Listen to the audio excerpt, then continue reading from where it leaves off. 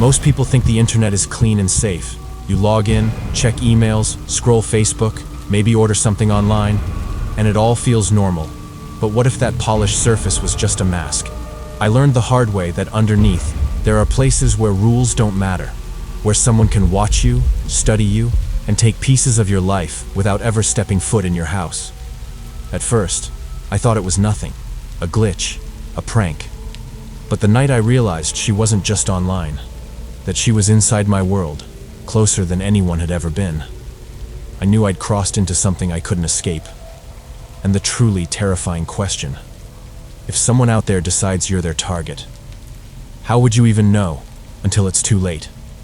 Tonight, we're diving into true dark web horror stories that actually happened. So stick close and keep watching till the end to find out what happened before it was too late. But before we start, make sure to subscribe or follow so you never miss any new chilling releases. If you're enjoying the content, hit like, drop a comment, and share this video. Let's see how many of you truly love this kind of episodes. Now here's your challenge. One of the stories you're about to hear might not be real. It could be completely made up, or maybe all of them are true. Watch till the end, try to spot the fake, and leave your guess in the comments.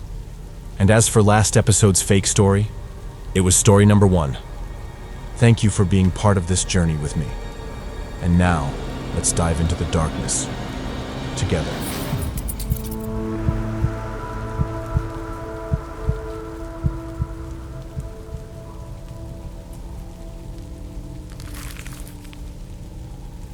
Back in 2018, I was living in Michoacan, Mexico. I worked at a company called Maseca, the kind that makes corn flour, one of those products almost every household in the country uses.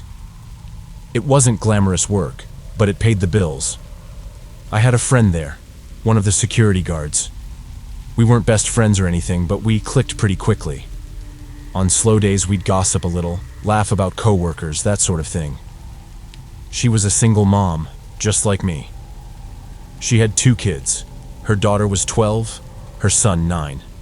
Then one week, she just didn't show up for her shift. At first, I thought maybe she was sick or had asked for time off.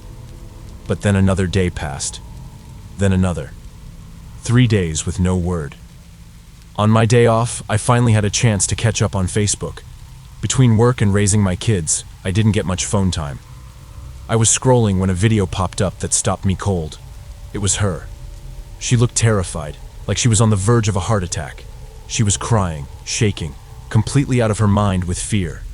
In the video, she said she had just seen a trailer parked somewhere, loaded with pallets. And on those pallets, she swore, were the remains of children, stacked like pieces of meat. She kept repeating it, crying and screaming that she couldn't believe what she'd just seen. I messaged her on WhatsApp right away. She didn't respond. I checked her last seen, and she had been online about a day after the video went up. That was the last time. At first, I wasn't too alarmed. I thought maybe she had taken time off, maybe even traveled with her kids, but something in that video haunted me. A couple days later, I couldn't stand it anymore. I called my sister and asked if she could watch my kids so I could go check on her. When I got to her house, it was empty. Her things were still there, but she and her children were gone. A neighbor told me that one night, a white van, one of those personnel transport vans, had pulled up. My friend and her 2 kids got in, and that was the last anyone saw of them. 2 days later, a homeless man found a suitcase dumped in one of those parts of the city where people throw trash. Inside were pieces of a woman. It was her. I can't even describe the way my stomach dropped when I heard. I didn't want to believe it, but I knew it was her. I went back to that Facebook video. I read through the comments, trying to understand, and what I saw chilled me. From the very first day, people had been commenting things like, she saw something she wasn't supposed to see. They're going to take her now. One comment burned itself into my brain. I hope she doesn't have children, because for being nosy, they'll do to her kids the same thing they did to those. That comment had hundreds of replies. I read them all. People were saying she probably stumbled onto a cartel operation, that those trailers move through cities every day, hauling bodies or people being trafficked. Some said she'd caught a glimpse of what happens to the disappeared, the thousands who go missing in Mexico every year and are never found. Until that day, I had only heard rumors. You hear about mass graves, about trucks full of migrants or kids, about people being disappeared because they saw something. But seeing her face in that video, the way she was screaming, and then seeing what happened to her, it was no rumor. I know some people dismissed her video, saying she must have been high, hallucinating. That wasn't her. She didn't drink, didn't smoke, nothing. She was solid, grounded. A mom who lived for her kids. And here's what I can't shake. If what she saw wasn't real, why was she killed like that? Why did she vanish with her children, only to be found dismembered in a suitcase days later? The part that haunts me most is that her kids were never found. No trace, no bodies, nothing. And the media? Silent. In a country where every femicide makes headlines, this wasn't covered. Not beyond the original video. It was like her death was erased, like it never happened. And maybe that's what makes it even scarier. Because I believe her. I believe she saw something she wasn't supposed to. And I believe whoever made sure she was silenced also took her children. And I'll never forget one of those comments, the one that's branded into my nightmares. Her kids will end up in the same trailer she saw.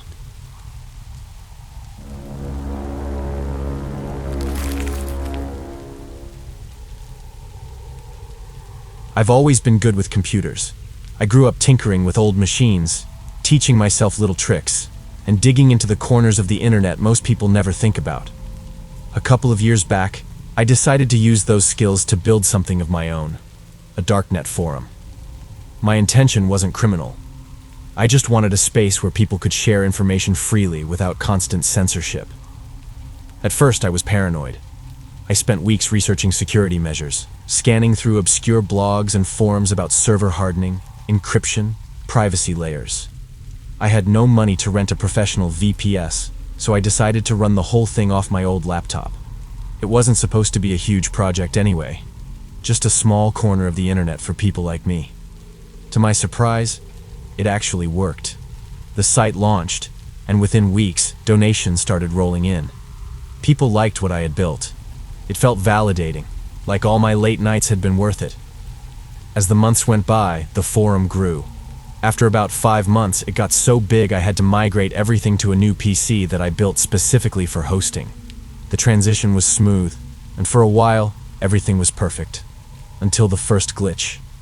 One night I came home and found the PC frozen. I didn't panic, assumed it was just a software crash. But after rebooting, the machine powered on, beeped, then shut itself off. Hours of troubleshooting later, I realized the RAM was corrupted. I took it to the shop under warranty, got a replacement, and had the site back up that same evening. Users barely noticed the downtime. I brushed it off as bad luck. Months passed. The forum thrived. And then came the day that changed everything. I'd just gotten home from work on a Friday evening, the kind of warm summer day where you actually feel relaxed. I grabbed some food, sat down at my desk, and noticed I had a private message waiting. I clicked it open and froze. It was a detailed list of me, my full name, my address, my bank details, passwords, emails, even private messages from multiple devices I owned. This wasn't just a data breach.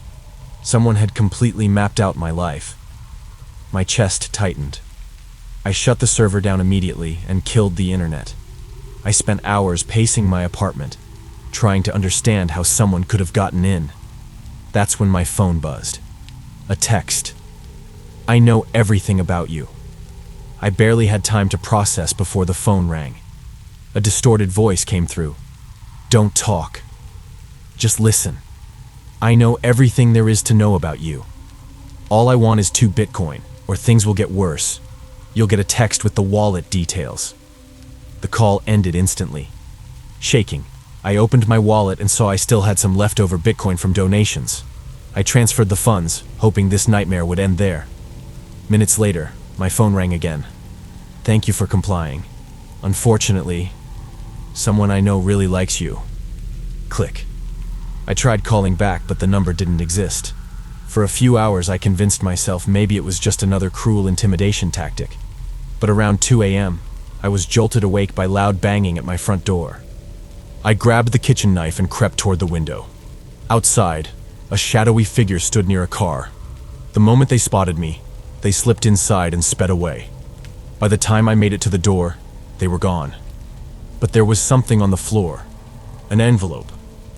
I locked myself inside and stared at that envelope for half an hour before I could force myself to open it. Inside were photographs, pictures of me, sleeping. Hearts had been drawn around my face. That's when the fear truly hit. Whoever this was hadn't just been watching me, they had been inside my home while I slept. The next morning, exhausted and terrified, I went to the police. I explained everything. They listened politely, took notes, and eventually told me there wasn't much they could do. "No direct crime we can act on," they said. I walked out of the station more hopeless than I'd ever felt in my life. I wiped every device I owned, packed a bag, and called my buddy Marcus. I told him everything over a few beers, and he offered me a couch to crash on. For a couple of nights, I almost convinced myself it was over. Then came another envelope. Same thing. Photos of me asleep, but this time, they were taken at Marcus's house. I broke down. Panic doesn't even cover what I felt. Marcus tried to steady me and came up with a plan. We'd set a trap. We filled my bed with pillows to make it look like I was asleep, set up cameras, and hid in the next room with the front door slightly ajar. Hours dragged by until the deadbolt rattled. Someone was inside. We held our breath as the silhouette crept past us. Then, in one move, we slammed the door shut and barricaded it from the outside with a chair and metal bar. Whoever was inside was locked in. We watched through the crack as the figure paced the room. Their movements were restless, obsessive. We called the police and waited, hearts pounding. Finally, I thought it was over. Then, the figure inside stopped pacing. Slowly, they raised a gun to their head. In the glow of the streetlight, we saw the sign they held. "I love you." The gun went off before the police even made it to the door. Chaos followed. Sirens, officers shouting, guns drawn. Marcus and I were pulled outside, ordered to the ground. Eventually, when they forced open the door, the truth spilled out. It wasn't some anonymous hacker or masked man. It was a woman. The police told me later they found her room, walls plastered with photos of me, at the gym, grocery store, restaurants, walking home. She'd followed me for months, maybe years. There was even a diary filled with plans to drug me, lock me in, make me her husband. The voice, the messages, the threats. It had all been her. The detective looked me in the eyes and said flatly, "You're lucky to be alive." He was right. I never touched the dark web again. To this day, I don't sleep the same. Because now I know. Sometimes the scariest monster isn't the faceless hacker hiding in the shadows of the internet. Sometimes it's the person who decides to crawl out of the shadows and into your home.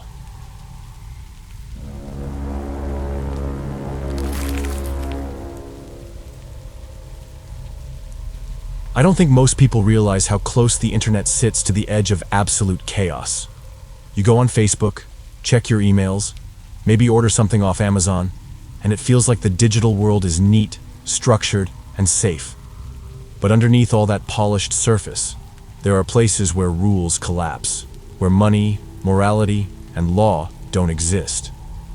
The most infamous of those places began with one man, Ross William Ulbricht. On the outside, Ross looked like the kind of guy you'd trust to watch your dog while you were out of town. He grew up in Austin, Texas. He was smart, friendly, and the kind of person who could sit for hours reading philosophy books at the library. He wasn't the type you'd peg as dangerous, but beneath all that, he carried an idea that would change lives and destroy many. Ross was obsessed with libertarian philosophy. He believed that governments had no right to control people's choices. He thought freedom should mean total freedom, no oversight, no restrictions. To him, laws were chains. And one day, his obsession twisted into something darker. He asked himself a dangerous question. What if I built a place online where people could buy and sell anything they wanted, completely free from government control? That single thought gave birth to something called the Silk Road. In 2011, Ross quietly launched his creation. It lived deep inside the Tor network, hidden behind layers of encryption, only accessible through special software. At first, it looked harmless. Anonymous users selling gadgets, books, little tech accessories. But then, someone listed drugs. That was the spark. Suddenly, the Silk Road transformed from a quirky experiment into a full-blown underground empire. No more meeting shady dealers in alleys. No more risk of getting robbed or arrested on the street.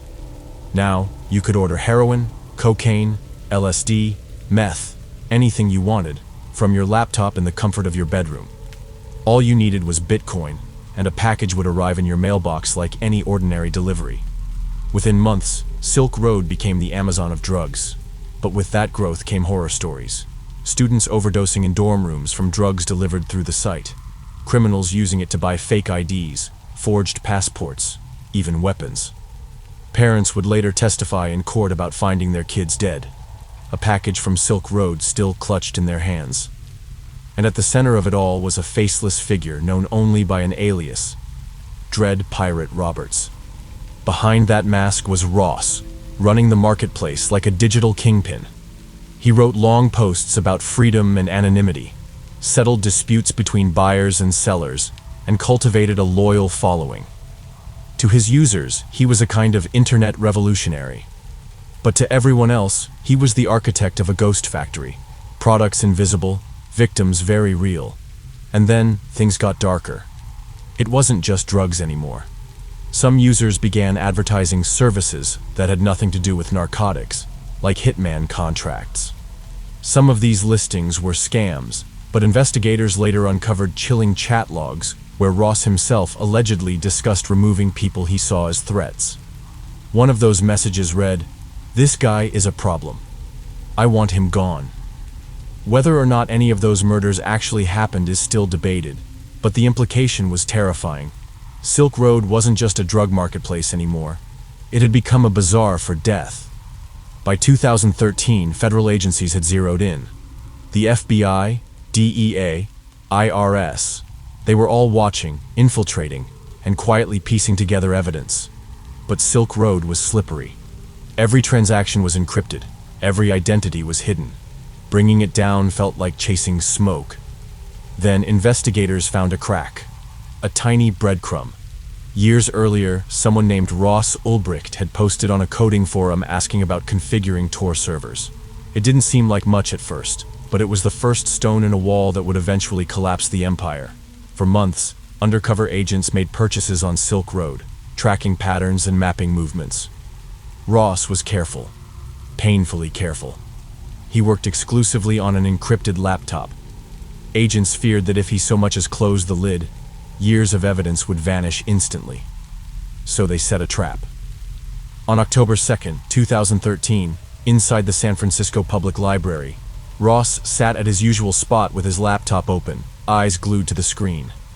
Two undercover agents staged a loud fight behind him, shouting, shoving, drawing his attention for just a second. That was all they needed. A female agent lunged and grabbed his laptop before he could hit a single key. Seconds later, the FBI swarmed. "Hands up, don't move." And just like that, the reign of the Dread Pirate Roberts ended. News of his arrest exploded across the world. To some, he was a visionary fighting for freedom. To others, he was a villain who had built a death machine from behind a keyboard. But for the families who had lost children, he was nothing more than the man responsible for making death just a few clicks away. At trial, parents of overdose victims testified. One mother broke down in tears as she described finding her son's body with a Silk Road package still in his hand. The courtroom fell silent. Ross Ulbricht was sentenced to life in prison plus 40 years, without the possibility of parole. The message was clear. The government wasn't just punishing Ross. They were sending a warning to the entire hidden world of the dark web. And yet, Silk Road's shadow lived on. Dozens of copycat marketplaces sprang up almost overnight. Some became even more ruthless than the original. Drugs still shipped, Bitcoin still flowed, and the ghost of the dread Pirate Roberts lingered in every hidden corner of the web. The story of Silk Road isn't just about one man. It's about fear. Fear born in the shadows of the internet, spreading into dorm rooms, bedrooms, and morgues. Because the Silk Road proved one horrifying truth. In the right corner of the web, a single click can erase the line between life and death.